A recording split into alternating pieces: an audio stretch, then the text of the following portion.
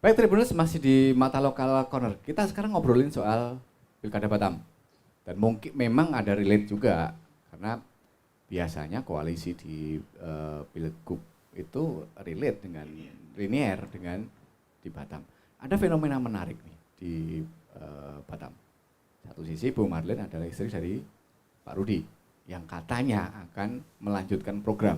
Tapi di sisi lain juga ada Pak Amsakar Ahmad yang notabene adalah wakil wali kota yang mungkin juga bisa membawa predikat akan melanjutkan. Nah ini sama-sama nih jargonnya mungkin nantinya akan melanjutkan, dan ini terjadi kebimbangan di masyarakat. Siapa sebenarnya? Atau jangan-jangan membuka peluang ada calon lain juga ini kan? Gimana Bang Devo? Gerakan itu kan kayaknya udah identik dengan Pak Amsakar kayaknya. Ya. Oke. Jadi dari tadi kita kan udah puji-puji Pak Rudi. Ya. Saya ini 10 tahun loh pendukung Pak Rudi. Ya. Kami selalu support, kami tahu beliau yang bisa, kami tahu dia yang punya pengalaman, dia yang berani. Cuman semua itu kan ada pendampingnya. Iya. Ya kan? Nah itu. Ntar dulu disebut dulu pendampingnya. Pak Amsakar. Pak Amsakar. Iya. Ya Bu Marlin kan pendamping juga kan iya, gitu. Betul. Yang mewakili beliau memimpin Kota Batam lah. Ya. Nah, mungkin ya sudah saatnya lah estafet yang betul-betul paham lah selama ini tentang Kota Batam. Jadi sebenarnya kita sangat-sangat open gitu ya kalau untuk kompetisi politik yang benar-benar terbuka, jujur, berimbang gitu. Cuman ya itulah yang lagi kita perjuangkan. Karena kan dari segi ya kalau kita bilang resmi ya belum ada juga yang resmi karena pendaftaran belum dibuka ya. Terus dari dukungan juga belum tahu siapa yang akan mendukung gitu. Tapi yang jelas ya kita berjuang lah gitu demi Kota Batam. Tapi kenapa pilihannya jatuh ke Pak Amsakar? Karena beliau itu sosok yang benar-benar bisa ngerangkul seperti yang teman-teman harapkan tadi gitu. Jadi apapun dia pasti respon. Dia orangnya benar-benar responsif sekali dan pembuatan keputusan itu bisa di detik itu. Karena kita pernah beberapa kali di acara, beberapa kali di pekerjaan lah ya profesional. Jadi beliau tuh selalu jadi penengah gitu. Kita mau nyapai apa nih gitu. Jadi beliau bukan yang tipe lu gini, kalau lu nggak mau gini lu out. Dia nggak gitu. Dia kayak kita diskusikan. Gimana? Dia kan akrab dengan panggil nama. Dia rata-rata ingat sama semua orang. Gimana Vo? Gitu. Nah itulah mungkin kita pengen beliau melanjutkan lah gitu yang sudah beliau perjuangkan berdua. Nah mungkin sudah saatnya. Terus juga beliau kan benar-benar orang lama ya. Orang lama dan anaknya juga seumuran sama kita gitu. Jadi sangat-sangat mudah lah komunikasi. Anak Pak Rudi juga seumuran sama kita. Teman baik kita juga. Cuman ya yang namanya ada yang dukung sebelah sana, ya harus ada dong yang dukung sebelah sini. Kira-kira gitu aja. Ya, artinya sepakat bahwa yang harus melanjutkan itu Pak Amsakar, bukan Bu Marlin. Meskipun jelas-jelas Pak Rudi juga sudah mendeklarasikan Bu Marlin. Sebenarnya kalau 3 periode ya, kami dukung Pak Rudi juga. Cuman kalau bisa 3 periode, karena kan udah ketahuan. Cuman, tapi kan sama seperti di Pilpres. Betul. Nah, yang kalau bisa 3 periode, kalau enggak di Gibran yang dimajukan kan, hampir sama kan gitu. Sebenarnya kalau kita lihat dari Pilpres ya, anak presiden itu kan maju bukan jadi ketua, jadi wakil. Nah, mungkin kalau jadi wakil masih oke lah, gitu. Cuman kalau untuk jadi pemimpin ya yang betul harus pengalaman. Jadi sebenarnya keyakinannya Pak Amsakar yang lebih pengalaman, meskipun Bu Marlin juga wakil gubernur. Betul, tapi ya menurut pandangan kami dan kepercayaan kami ya Pak Amsakar lebih paham lah seluk-beluk Kota Batam. Dari pandangan kita ya, Pak Rudi kan sangat-sangat profesional. Ya.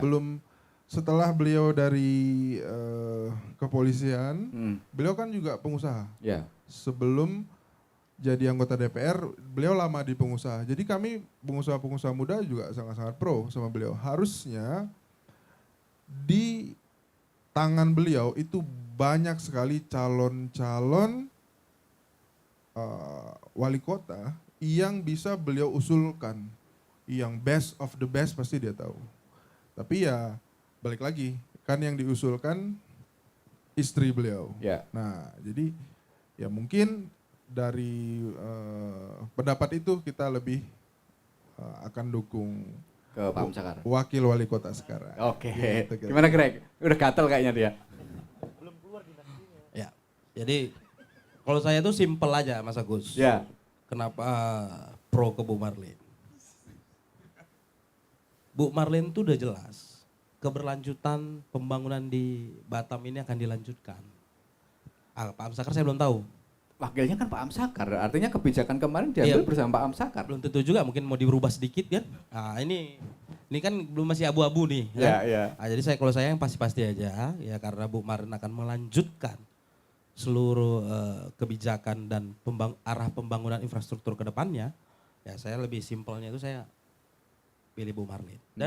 Dan Bu Marlin itu bukan sosok yang nggak mampu untuk menjadi wali kota. Hari ini dia terbukti dia sebagai wakil gubernur. Ya. Ya seperti tadi Rio bilang, keberhasilan Batam ini ada dari provinsi juga gitu ya, Pak Ansar. Ya jangan lupa Pak Ansar itu wakilnya Bu Marlin kan gitu. Jadi andil itu pun ada juga di tangan Bu Marlin gitu kan. Itu ini yang tidak setuju boleh interupsi loh ini. Nah, jadi terus Bi. Di mana rumahnya? Enggak ya. Itu. Oke, sip bercanda aja Mas. Apa namanya? Bukan gubernur tadi yang gue bilang. Apa Provinsi. kolaborasi antara Provinsi, kan? hubungan legislatif dengan eksekutif. Oh ya, bukan berarti Berbagai Leo tadi bilang. Ah, jadi tadi kan Leo bilang tuh Batam ini berkembang ada pengaruh dari provinsi. Ya. Itu kan Pak Ansar. Pak Ansar itu kan wakilnya Bu Marlin. Nah, jadi memang Bu Marlin ini punya kompetensi yang cukup untuk memimpin kota Batam ini. Salah satu penghargaannya itu di 2021 itu Bu Marlin itu mendapatkan prestasi itu Best Woman Inspiratif di 2021 dan Top Woman Leader Government Innovation and Performance di tahun 2022. Jadi ini bukan, Bu Marlin ini bukan hanya karena sekedar dia istri dari Pak Rudi gitu. Jadi memang Pak Rudi juga, kayak tadi teman-teman sepakat di sini, bahwa Pak Rudi itu pemimpin yang luar biasa lah intinya dari tadi kan, dibilang ini si A si B kan gitu. Nah, jadi Pak Rudi juga punya insting. Jadi kalau istrinya nggak menyanggupi itu, dia nggak akan, Pak. Jadi Pak Rudi ini bukan orang bodoh karena dia istrinya ini karena istri saya kamu calon gitu. Karena punya kompetensi juga, punya kemampuan juga. Jadi karena saya lihat Bu Marlin juga punya punya kemampuan, ya saya pilih Bu Marlin. Gitu. Kurang lebih seperti itu. Ya. Gimana? Tetap ada bantahan? Devo, ada bantahan? Bantahan ya? Heeh. Bantahan mungkin ya belum cukup lah Pengalamannya.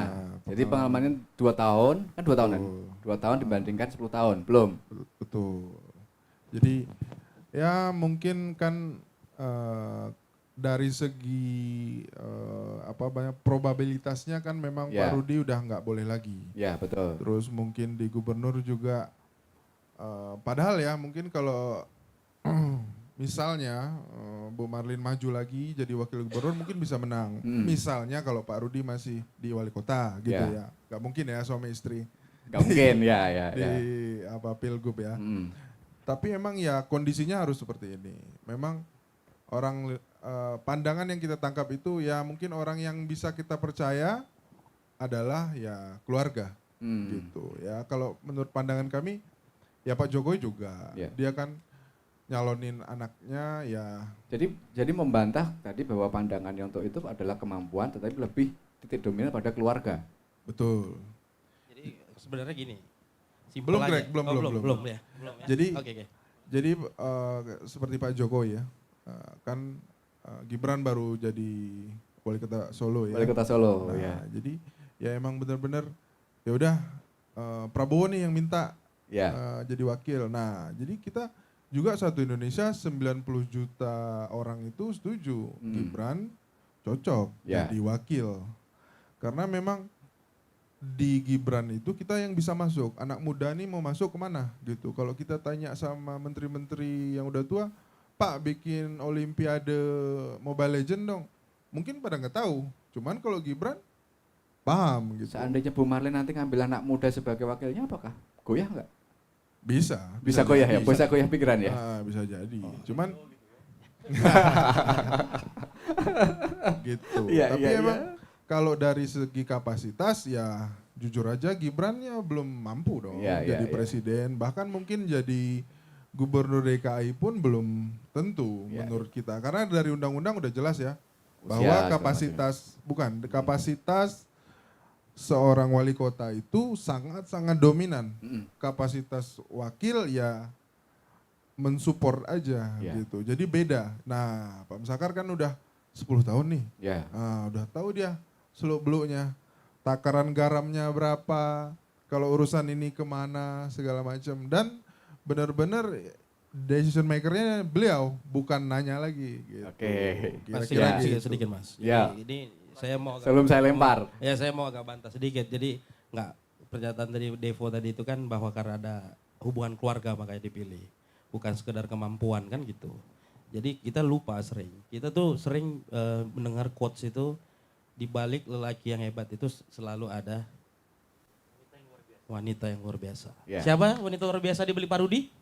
Bu Marlin. Iya, Nah, itu dia. Jadi jadi ini bukan hanya ini ya, bukan hanya karena saya memang pro sama beliau itu. Jadi saya juga pun lihat dari aspek itu, Pak. Jadi Pak Rudi itu mengambil keputusan itu pun juga pasti ada ngobrol di rumah sama Bu Marlin. Nah, jadi memang dia punya kemampuan gitu. Jadi Pak, karena sering mungkin diskusi, ya mungkin layak kan gitu kan. Nah, jadi bukan karena berdasarkan ada ikatan suami istri itu aja gitu. Oke. Karena memang berkompetensi Ibu Ya, Marlin. gimana Bang Leo? Gimana Bang Leo? Ini ada yang Bu Marlin, ada yang Pak Amsakar. Ya. Kalau dilihat dari kapasitas keduanya, dua-duanya punya kapasitas. Oke. Pertama betul kalau Pak Amsakar kan jadi 10 tahun jadi wakil wali kota, terus juga sebelum di wali kota juga di Pemko Batam, kepala dinas. Bu Marlin juga wakil gubernur, istri dari Bapak Wali Kota selama 10 tahun. Jadi maksud saya begini, Mas. Makanya penting bagi kita dalam menentukan pilihan ini, kita harus ada tadi forum group discussion bersama kita anak-anak muda, kita pengen dengar tuh visi misi. Jadi percuma kita bilang ini kapasitasnya lebih baik ini, lebih baik itu. Kita belum dengar visi misinya Bu Marlin, Pak Amsakar itu seperti apa. Karena kalau saya yakin dalam dua-duanya udah paham nih dalam proses APBD. Karena juga memang selama ini terlibat dalam proses itu. Bagaimana mengaktualisasikan visi misi itu. Dari visi Karena misi itu memang sama-sama belum mendapatkan tiket. Apakah visi misi itu perlu disampaikan sekarang? perlu. Ya. Itu kan visi misi itu kan janji politik. Ya, artinya gini, mereka itu sama-sama belum mendapatkan tiket, apakah akan diusung atau tidak? Oke. Ya boleh nanti visi misinya itu Oke. setelah daftar calon Setelah tetap. daftar, ya. Setelah daftar calon tetap, kita minta Tribun untuk memfasilitasi nih. Oke, lah Kita semua sekarang untuk ini hadir. anak muda apa yang dilihat dari dua persaingan ini kira-kira? Jadi betul kita pengen melihat di mana nih keberpihakan seorang calon wali kota nanti ke depan, itu keberpihakan terhadap kita semua ini, milenial dan anak muda ini, itu coba dikonkretkan gitu. Oke. Jangan hanya sebagai jargon. Karena saya tahu di DPR, karena saya juga di DPR, Ya, dari visi misi itu kan tergambar daripada nanti setelah dia menjabat, dia membuat RPJMD. betul. Rencana jangka menengah daerah itu untuk 5 tahun ke depan Batam itu seperti apa. Itu kan tergambarkan di RPJMD. Nah kita pengen dengar, setelah di RPJMD bagaimana mengaktualisasikannya di penganggaran nanti. Itu tergambar lagi di RKPD, rencana kerja pemerintah per tahun. Di situ kita lihat, jadi nggak cuman saya akan ini, akan itu. Tapi dari proses perencanaannya sampai diaktualisasikan di APBD dan outcome-nya ke masyarakat Kota Batam itu betul-betul terasa. Dan kita pengen pemuda menyampaikan, kita diikutkan serta Ya. dalam proses perencanaan itu, dalam pengambilan proses kebijakan itu, dalam proses penganggaran APBD itu, suara kami ini pengen didengar gitu. Ini loh kebutuhan kami, ini loh kepentingan kami, ini loh yang ingin kami mau untuk menjawab daripada segala permasalahan yang ada di anak muda ini. Itu yang pengen kita dengar secara konkret. Ya. Jadi kita enak gitu nilai pemimpin. Ini juga butuh kerjasama kita semua, terutama bagi organisasi-organisasi pemuda yang ada di Batam. Saya pengen, ayo dong, mahasiswa-mahasiswa jangan hanya pas waktu ada masalah demo datang menyampaikan aspirasinya, tapi tidak pernah terlibat dalam proses bagaimana perencanaan membangun kota, ranah kebijakan kota, nggak pernah ada forumnya. Kita pengen, memang sulit untuk merangsang seluruh anak muda, tapi yang peka, Ya. ayo kita nyatu nih untuk merangsang anak-anak muda yang lain. Bahwasannya politik itu dampaknya sangat luar biasa loh ketika Anda memilih pemimpin. Akan ini, akan itu, kita dengar visi misinya gitu. Jadi tolong nanti setelah DCT, fasilitasi kami untuk bedah visi misi wali kota kita garap Batam. nanti. Oke, terima Ya. kasih. Gimana Bang Asep, pandangannya?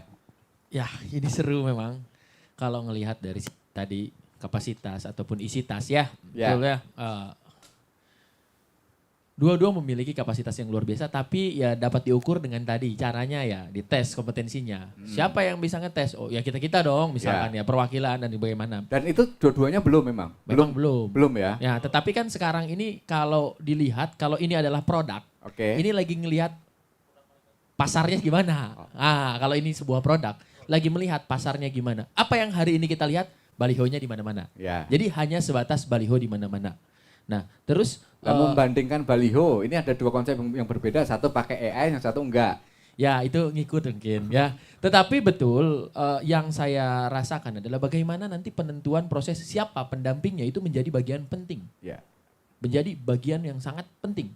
Tentunya ini penting bagi pengambil kepanggilan keputusan konglo-konglo yang ada di Batam ataupun pemilik-pemilik partai politik yang ada di Batam hari ini untuk melihat bahwa anak muda akan melihat siapa nanti calon pemimpinnya, wakilnya siapa. Maka peletakan wakil ini menjadi hal yang sangat krusial hari ini.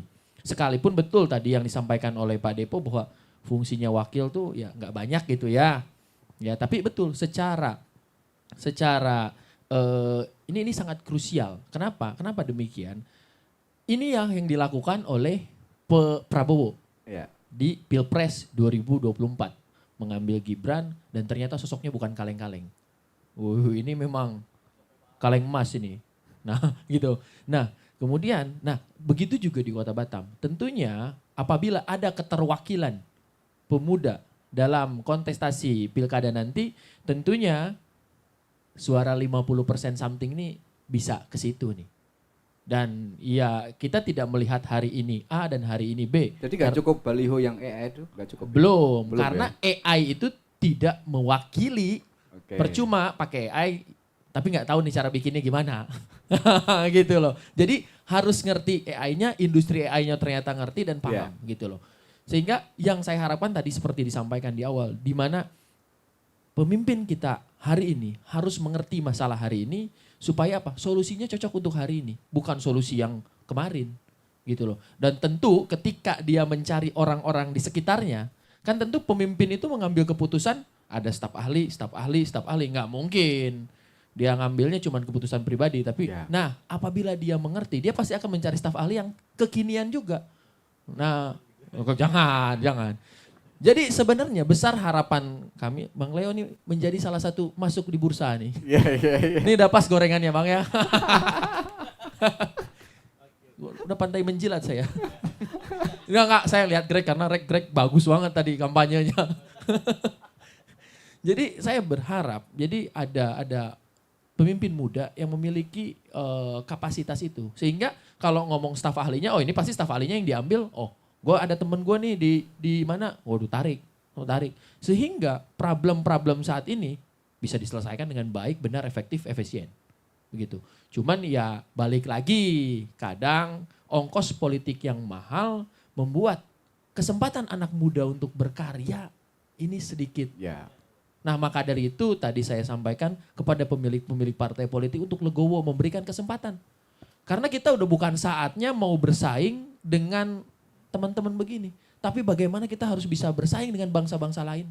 Harus bisa lebih maju dibanding bangsa lain. Itu yang lebih utama dan itu yang lebih penting. Kira-kira begitu. Baik, gimana Bang? Luar Lihat ini. biasa.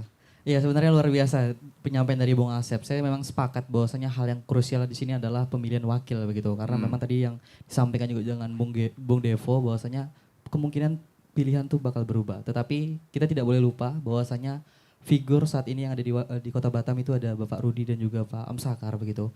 Sekarang pertanyaannya maka timbul sebuah pertanyaan gitu. Siapa yang cocok untuk menggantikan sosok figur ini, ya kan?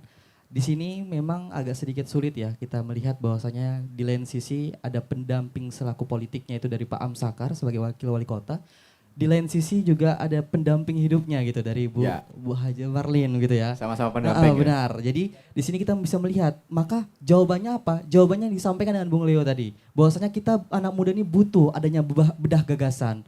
Butuh yang namanya program-program yang merepresentasikan kita sebagai anak muda.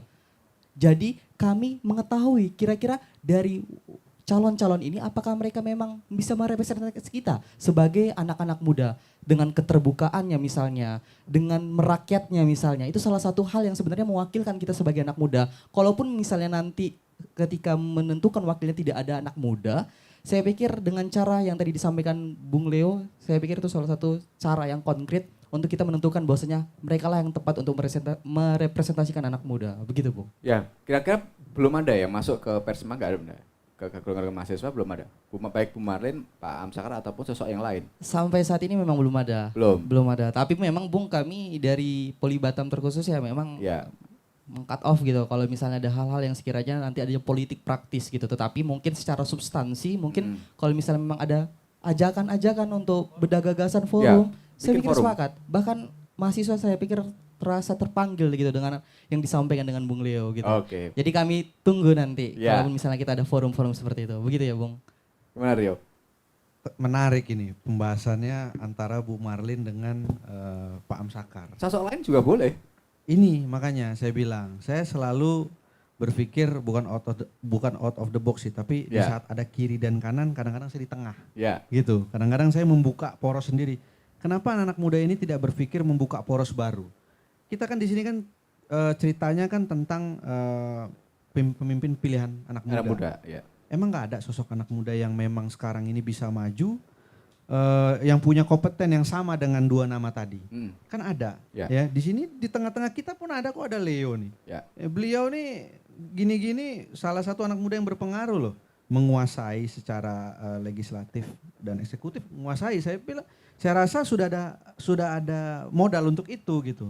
Nah, kadang-kadang partai politik ini ada yang tidak bisa melihat itu, dan juga kos untuk kursi tadi, ya kan? Nah, ada caranya sebenarnya, Mas. Nah, tentunya harus kerjasama sesama pemuda ini. Kalau pemuda ini kompak, muncul tuh, Mas, nama-nama baru. Ada sekarang yang anak-anak muda tuh ada Randi, ya, terus ada Mas Putra, ya.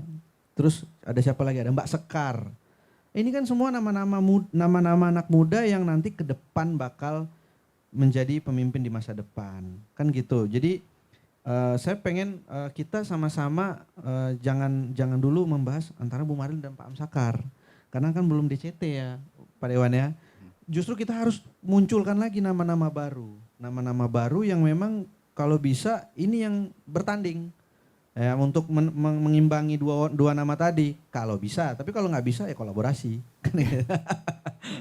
Kolaborasi kan kalau ini kayaknya udah ngusung nama baru ya. Udah punya poros baru nih. Iya, karena kan gini, Batam ini kan bisa kita bilang hampir 13% isinya generasi muda. Mungkin sudah setengah, mungkin udah 20% mungkin. Anak mudanya udah 20% kalau dilihat dari sensus. Nah, itu udah bisa, Mas, kalau untuk ngusung satu calon wali kota untuk anak muda tuh udah bisa gitu. Dulu ada kalau nggak salah Rian Ernest ya. Tapi sayang di tengah jalan dia mundur. Cukup dia. Mundur ya, kita nggak tahu kenapa. Nah, saya pengen ada begitu. Ada yang begitu, saya yakin akan merubah mindset anak muda ke depan gitu. Artinya perlu sosok pemecah di antara dua nama yang sudah muncul. Kalau bisa. Tapi kan kita harus kembali lagi realistis ya. Antara untuk sebuah kursi di partai politik itu kan harus Tapi memang diperhitungkan. kenapa harus ada sosok lain? Sementara sudah ada yang maju. Ya biar ada ini Mas, biar ada dinamika. Bukan biar ada dinamika. Kadang-kadang dengan munculnya sosok lain, kita juga bisa tahu kemampuannya juga Ya. kan. Dan juga munculnya sosok lain ini kan bukan serta-merta orang yang tidak punya kompetensi. Kan tentunya dia muncul, diusung melalui partai politik kan pasti sudah dipertimbangkan. Gitu, Oke. sudah dipertimbangkan oleh partai politik. Mana Greg? Pemecah sosok lain nih ternyata. Greg. Ya, Artinya sah-sah aja. Ada suara-suara yang memang Ya sah-sah aja. Ya Ya. kita kan dari Bu Marlin juga tunggu juga tuh sosok-sosok yang anak muda yang inspiratif itu. Sampai hari ini mungkin makanya Bu Marlin juga belum menentukan siapa wakilnya. Di bursa itu kan bebas. Jadi kayak apa Bung Rio mau ngomong siapapun bisa jadi wakilnya itu kita bebas. Kalau saya yang penting ya wali kotanya tetap Bu Marlin. Ya, jadi gini ada sedikit aja. Kita ngomong terkait tadi anak muda. Ya. Ya, jangan lupa juga Pak Rudi itu sama Bu Marlin itu mempunyai jiwa muda juga. Nah, jadi kita nggak buat apa nih fisik kita muda semua, tapi otak kita tuh tua gitu kan. Nah, jadi Bu Marlin, Pak Rudi, ya walaupun secara fisik dan umur dia memang bukan golongan anak muda lagi, milenial, tapi jiwa mereka jiwa muda, ya itu dia, Mas Agus. ya jiwa muda. Apakah cukup itu cukup, Bang Revo?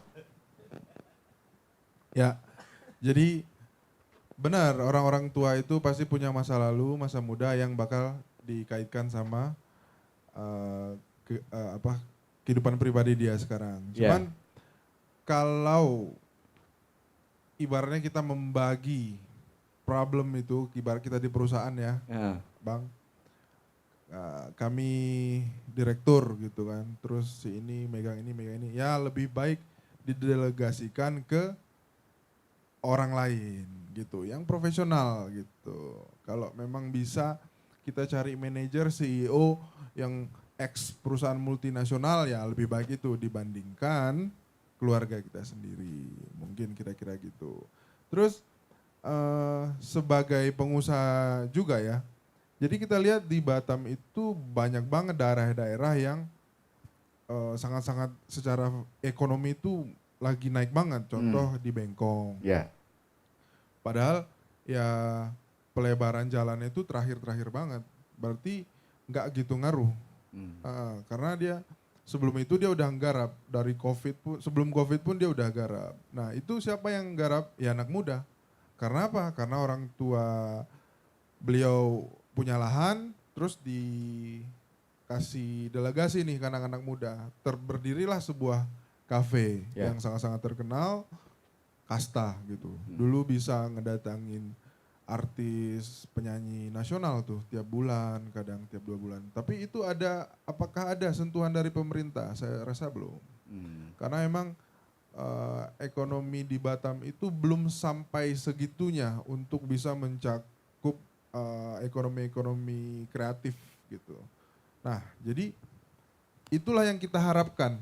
Karena sebelumnya 10 tahun ini kita udah fokus pembangunan ya, infrastruktur, ya mungkin 10 tahun ke depan kita bisa fokus mengeksekusi dan mengoptimalkan. Dan itu yakin Pak Amsakar yang bisa menjalankan. Beliau yang sudah paham. Beliau yang udah Gitu. paham. Jadi di sini kan ada contoh ya, ekonomi Bengkong, Golden City, terus ada Harbor Bay juga yang menurut saya jalannya tuh belum seperti jalan-jalan yang di itu gitu, yang di tengah-tengah kota. Tapi memang di situ saya kenal betul pengusaha-pengusaha di sana. Ada anaknya Pak Akau ya, Jimmy Ho. Kebetulan saya barusan dari pelantikan Apindo. Ya. Itu sekarang semua ketua-ketua pengurus, ketua umumnya DPD Apindo itu ya udah generasi kedua gitu. Jadi semua anak-anak pengusaha apa sih yang mau diwarisin ke anak-anaknya?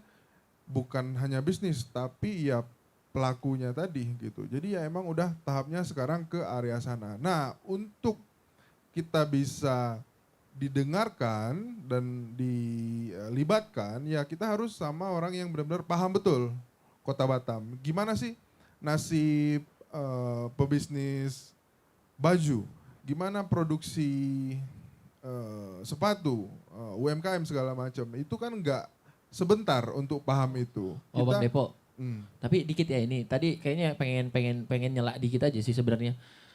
Tadi ada pernyataan bahwa dibilang bahwa jalanan kita ngomongin sudut kecil nih Bengkong katanya. Jalanannya kecil tapi daerahnya tetap maju gitu ya. Perlu dipikirin Bang, kalau infrastruktur itu sebenarnya menjadi bagian yang sangat krusial dalam memajukan sebuah daerah. Mungkin ya dikatakan jalan Bengkongnya kecil, tapi kan dari jalan Batam Center ke Okarinanya gede. Ya. Kebetulan yang ngerjain Bengkong ini Pak Rio ini. Oh Pak Rio. Yang lebarin gitu. Pantes Jadi, jalannya itu enak banget Bang. kan Itu itu- jalan paling enak yang ada di Batam. makanya udah melebar sekarang Bengkong. Jadi kalau di ngomongin infrastruktur itu tidak berpengaruh besar, justru saya tidak sepakat dengan hal itu gitu loh. Bahwa infrastruktur itu berpengaruh besar terhadap kemajuan baik itu industri ataupun pariwisata pada sebuah daerah di kota tersebut.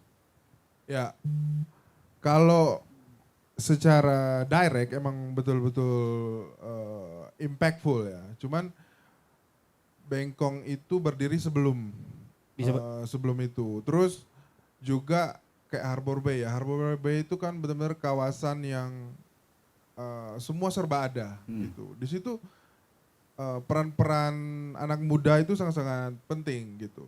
Jadi ya intinya gini, intinya semua itu butuh keberlanjutan, betul. Terus jalanan itu udah bagus gitu. Cuman kita kan tahu nih, 10 tahun ini kita punya pemimpin yang hebat. Terus pemimpin yang hebat itu punya wakil yang hebat juga. Pada saat kita melayani yang benar-benar UMKM ke bawah, terus keluhan segala macam, progres, itu ya wakilnya yang selama ini mendampingi masyarakat. Kita cari tahu sendirilah di daerah mana sih yang nggak kenal sama Pak Amsakar. Beliau yang turun-turun ke akar-akar rumput gitu. Jadi ya mungkin ya itu sudah saatnya.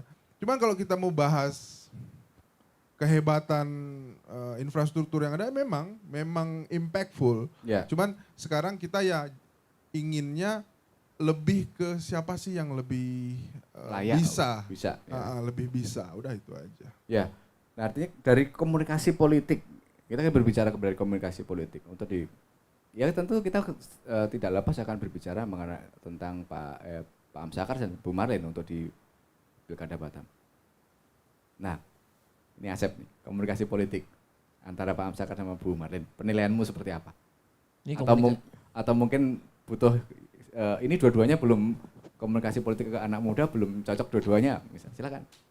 Sampai detik ini kalau Gaya-gaya berbicaranya. gaya-gaya berbicara ke anak muda, saya melihat tentu Pak Amsakar lebih berpengalaman pastinya karena 10 tahun bareng dan 10 tahun memimpin. Tapi bukan berarti itu menjadi yang terbaik gitu loh. Ya.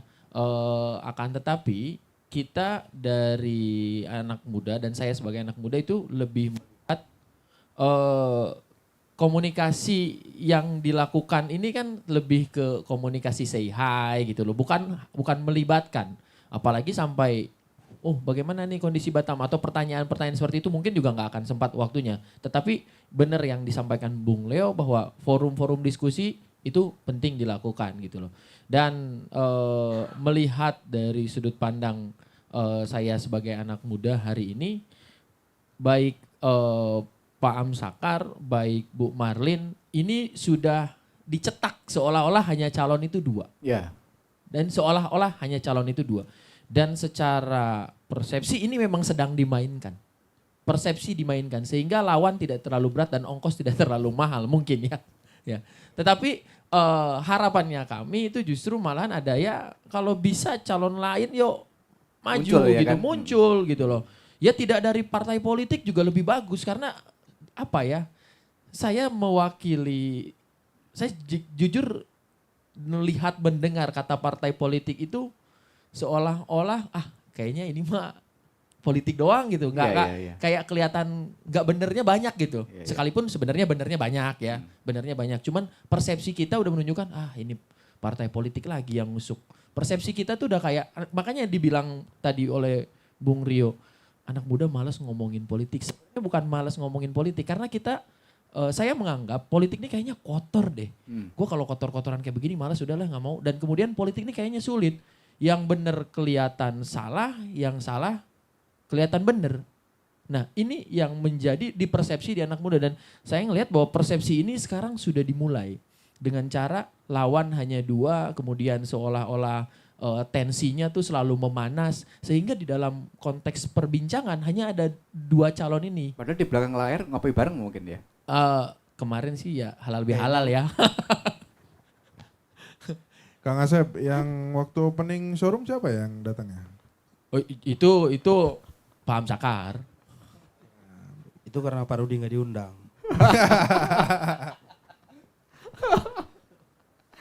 Iya.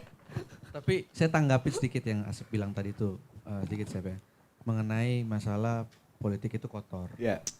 Jadi gini, kenapa anak muda ini selalu bilang politik kotor? Karena cuman lihat dari kulit luar dan juga sebenarnya kalau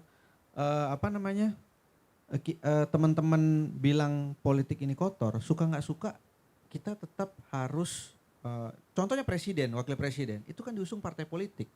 Gitu. Jadi kita nggak bisa terlepas dari yang namanya politik tadi. Betul itu, Lex. Politik dan partai politik ini tidak bisa dilepaskan. Justru yang sangat berbahaya yang seperti dibilang Mas Respati tadi, di saat anak muda buta politik itu yang bahaya. Apalagi nggak suka partai politik, waduh sulit. Yang benar itu adalah memilah partai politik sesuai dengan passionnya. Kalau teman-teman mau gabung ya, saya nggak bilang harus gabung PDIP, nggak. Cuman passionnya di mana gitu, cocok nggak kira-kira sama background kita gitu kan ada nih partai politik ini ideologi seperti ini, partai politik ini ideologi seperti ini. Nah, itu yang sebenarnya harus diikutin. Justru tanpa partai politik kita tidak bisa bernegara.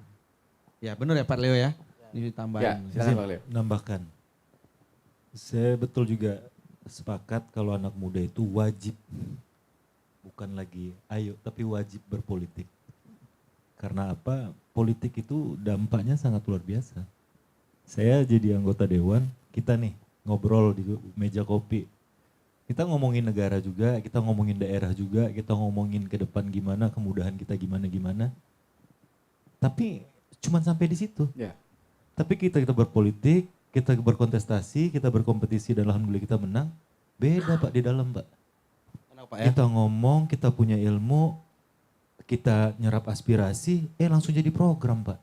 Klimaks gitu secara pemikiran. Tapi kalau kita yang nggak di berpolitik, hanya debat-debat kusir aja di meja kopi. Tapi kalau kita di tempat politik, itu dia langsung klimaks pemikiran kita Pak, itu bedanya. Terus yang kedua, Ali bin Abi Thalib ngomong, banyaknya kriminal, banyaknya kejahatan sebuah daerah, negara itu bukan karena banyaknya orang-orang jahat, tapi diamnya orang-orang baik. Nah, jadi anak-anak muda yang punya kepentingan kebaikan harus berpolitik. Baik dalam menentukan pilihan tuh harus selektif, baik yang mau berkompetisi, punya kemampuan, punya kemauan, ikut berpolitik, wajib. Nah menarik tadi gimana caranya mengundang calon-calon ini untuk membuka forum-forum bersama anak muda. Mengundang forum-forum dialog dengan anak muda. Gimana kesempatannya? Ini makanya perlu difasilitasi, media perlu memfasilitasi. Okay. Terus juga organisasi-organisasi pemuda nih, ini mohon maaf ya, selama saya jadi dewan, organisasi pemuda ini datang ke DPRD, ngasih proposal. Ini kita realita aja, Mas, minta uang tiket, ini tapi nggak pernah ngobrol. Ya. Kami ini butuh ini, kepentingan kami ke depan tuh ini. Ini datang hal-hal yang nah, jadi kita perlu forum-forum seperti ini. Saya juga harapin, coba contoh nih, ada HIPMI, ada KNPI, ada apalagi organisasi-organisasi muda, fasilitasi. Pemuda Pancasila, ada SAPMA, fasilitasi dulu organisasi-organisasi pemuda, dudukan semua dalam satu forum itu, undang nih mahasiswa-mahasiswa, kita hadirkan, kita undang. Melalui forumnya bisa, media memfasilitasi, boleh dari KNPI, boleh dari HIPMI, yang undang kepala-kepala daerah, dihadiri oleh kan gitu. Tinggal tempat diskusinya aja. Ayo kita bedah visi misi wali kota. Siapa kepala daerah yang harus kita pilih? Oke, nanti kita bikinkan. Artinya memang penting komunikasi politik. dalam di Pilpres kemarin juga seperti itu. Mereka memanfaatkan suara-suara anak muda dengan berdialog langsung. Nah, itulah yang mau kita Lakukan. Gitu, bagus. Tapi nggak menang kan yang kemarin yang dialog. Ya kan? So mau diikutin. Kan Belajar dari kita pengalaman kan. enggak. Itu memang kekuatan apa yang menang sekarang itu emang sangat-sangat sulit. Iya. Gitu. Jadi kan beliau udah kalah bertubi-tubi, bangkit lagi, kalah lagi, bangkit lagi. Terus wakilnya juga anak muda yang berjuang sendiri, diejek. Anak presiden kok jualan martabak, anak presiden kok jadi tukang dapur gitu kan. Jadi untuk nyiptain image kayak gitu nggak 10 tahun, nggak 5 tahun gitu loh. Nah makanya kita butuh yang pengalamannya lebih nih Greg, dari 5 tahun Greg gitu. Jadi yang udah jadi sudah teruji. iya sudah teruji. Terus Gibran juga nggak punya pengalaman wakil presiden. iya makanya dia jadi wakil. Gibran tuh dulu. terpapar. Jadi kan Dia itu, itu terpapar kalau dari zaman dia kecil tuh bapaknya udah wali kota. Tapi kan Dia intinya- besar dikit bapaknya gubernur. Iya sama. Iya, besar dia jadi wali. Kalau terpapar, Bu Mar juga terpapar kalau itu. Itu kan Tuh, nggak ngomongin terpapar kan. Ah jadi kalau masalah pengalaman, Gibran juga nggak pengalaman jadi wakil pengalaman. presiden. Oh iya, jadi Justru wakil. kita anak muda ini kita nggak usah ngomong banyak tentang pengalaman. Siapa yang berpengalaman sini? Iya. Kan nggak ada. Ya, anak muda itu adalah antitesis dari yang mustahil. Nah, kalau pekerjaan itu mustahil, kasih anak muda, pasti akan selesai. Ya sampai hari ini terbukti cara cari duit itu lebih gampang, bisa online, bisa itu siapa yang nemuin? Kalau nggak anak muda, orang tua kan enggak. Nah jadi saya sepakat bahwa kalau Gibran kemarin itu jadi wapres pun saya sepakat juga, bukan artinya saya nggak sepakat. Kalau saya tarik tadi omongan Devo bahwa kurang pengalaman, itu yang saya kurang sepakat. Ya, jadi saya dulu pernah sempat di Balai Kota ya, waktu zamannya Pak Ahok. Oke. Saya kan alumni Kompas juga. Saya kuliahnya di kampus Kompas Gramedia, terus sempat jadi jurnalis di Liputan 6 di TV. Jadi dulu di Balai Kota itu ada jam-jam tertentu setiap hari itu Pak Ahok dengerin keluh kesah masyarakat. Nah itu kan yang belum ada nih di sini. Nah jadi kita lihat pemerintah sekarang ya kurang responsif. Nah itu yang bakal kita perbaiki gitu. Intinya yang akan mau kita dengar, yang akan kita lakukan itu kan yang belum dilakukan. Nah, makanya kita belajar 10 tahun yang lalu. Nah bisa nggak kita bikin? Oh belum tentu, karena kan harus approval kepala daerah. Nah, makanya saat ini kita ngusung biar jadi kepala daerah. Dan kita akan mendengarkan lebih. Apa sih keluh kesah masyarakat? Jadi kita nggak pengen viral dulu baru direspon. Ini dulu baru direspon gitu. Jadi ya kira-kira seperti itulah. Minimum ada kontak centernya, ada benar-benar admin yang ngebalasin semua problem masyarakat. Sebenarnya masyarakat itu butuh respon balik aja, kayak kamu di mana, aku di sini. Itu sangat-sangat menenangkan dibandingkan diemin, tidak pernah ada respon balik segala macam. Mungkin hal-hal seperti ini yang akan diperbaiki ke depannya, kira-kira gitu. Ya,